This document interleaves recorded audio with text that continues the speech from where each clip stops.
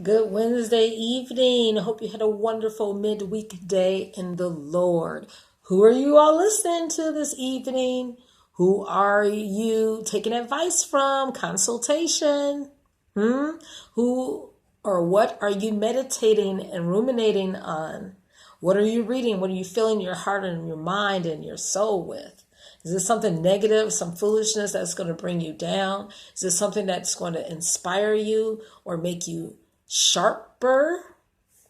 In 2Chron.10 10th chapter, we have seen this story before. After Solomon made his transition and he was buried with his ancestors, King David and so on, his son Rehoboam became king.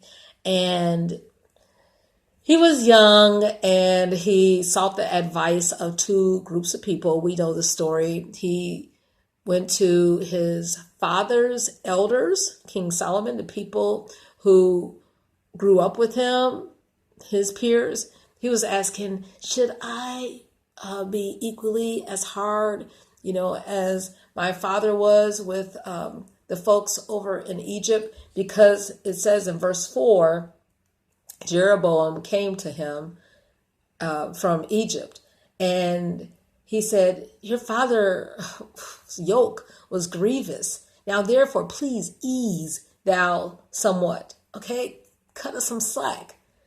And the heavy yoke that was put upon us to serve you, come on. And then Rehoboam said, come back in 3 days. Well, in the meantime, he goes to his young friends, and he's like, what should I do? And they were like, oh yeah, make it harder for them. You know what? You used whips before, you should use scorpions, pretty much. But then the older council, before he went to the younger council, was like, no, you should speak kindly to the people, speak good words to them. They will be your servants forever. Now, which collection of advice do you think he followed? It says in verse 8, he forsook the counsel of the older, the sages, the sagacious, the wisdom-filled men. Yeah. And how many times we can tell people 100 times what to do, but it's up to them to receive it, right?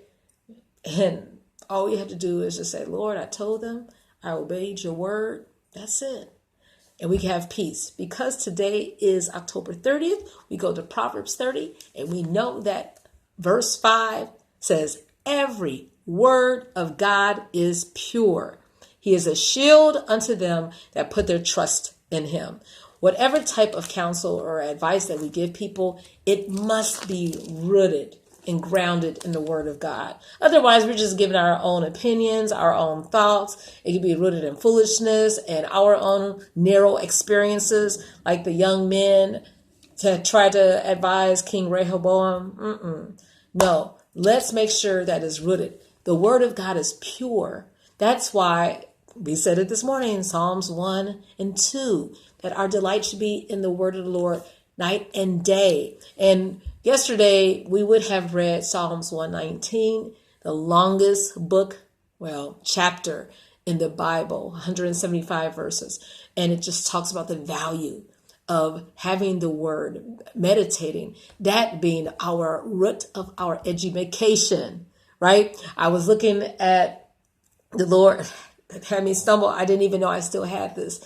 This young man wrote a recommendation letter for me to be in a doctorate program, and I never opened it. I just saw it this evening for the first time. Well, he went on to be with the Lord. He passed a few months ago, but I read it this evening. I said, oh my goodness, these words that he wrote, a colleague, wow. And I'm trying to decipher the Lord's will. Is it your will now for me to go in this program and inadvertently honor this young man who wrote these words about me? But the Lord said, my words are the most important. So even though it was a great recommendation, the Lord's words are what matter. Yeah. And he would give me the understanding. It says in Psalms 119, 100, I have more understanding than my elders. So it doesn't matter the age. It could have been the younger men were wiser than the older men that Rehoboam listened to.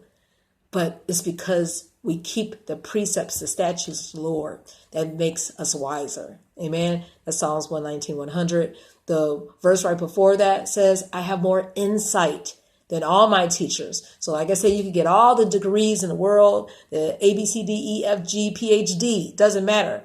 It's because we keep the Lord's testimonies, right? Your commandments make me wiser than my foes, as it is forever with me. How I love your law, because we study it all day long, day and night. And that's how we will be able to have good success when we meditate on it, right? And everything that we put our hand to do, it will prosper. And we will see fruit. Our leaves shall not wither. Even though the leaves are falling with the snow, our leaves will remain green, fertile, fruitful, and yielding much progress and product. Okay. Hope you have a wonderful evening in the Lord. Make sure that your counsel and education is rooted in the Word, and know that His Word never changes. Have a wonderful evening enjoying His promises.